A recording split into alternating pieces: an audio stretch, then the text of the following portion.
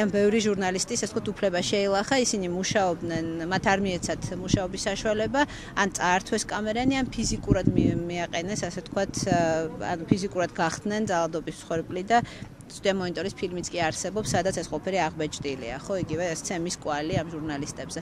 არც ერთი ეს ფაქტი დღემდე გამოძიებული არ არის. ფაქტები არის გამჟღავნებული, თუ ვინმე ტყუის, თუ ვინმე არის დამნაშავე.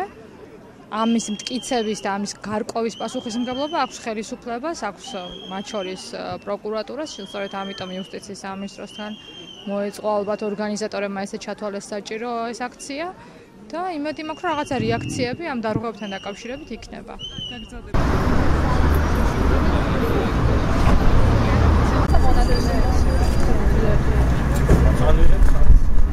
ჟურნალისტები ითხოვენ იმ საქმეების გამოძიებას, რაც ბოლოს დაგროვდა.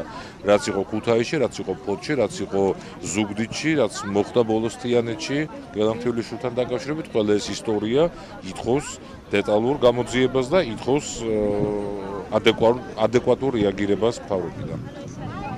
ეს რაც ხდება ჟურნალისტებთან მიმართებაში ზუსტად გაგრძელება არის იმისა, რომ ხელისუფლებას არ სურს რეგიონების მოსახლეობის ინფორმირებულობა და აქედან გამომდინარე ის ხელს უშლის იმ ჟურნალისტების საქმიანობას, რომლებიც წვავენ და კრიტიკულად აშუქებენ ხელისუფლების ქმედებას.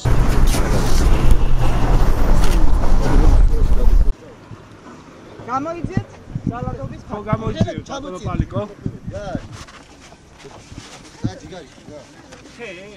საზოგადოების აქტიურობა ამ მიმართულებით არის მნიშვნელოვანი და აქედან გამომდინარე ყოველთვის ძალიან დიდი მნიშვნელობა აქვს იმას, რომ საზოგადოებას კონდეს ინფორმაცია კონკრეტულ ფაქტებთან დაკავშირებით. სად რა მდგომარეობაა და რა დარღვევებს ეს.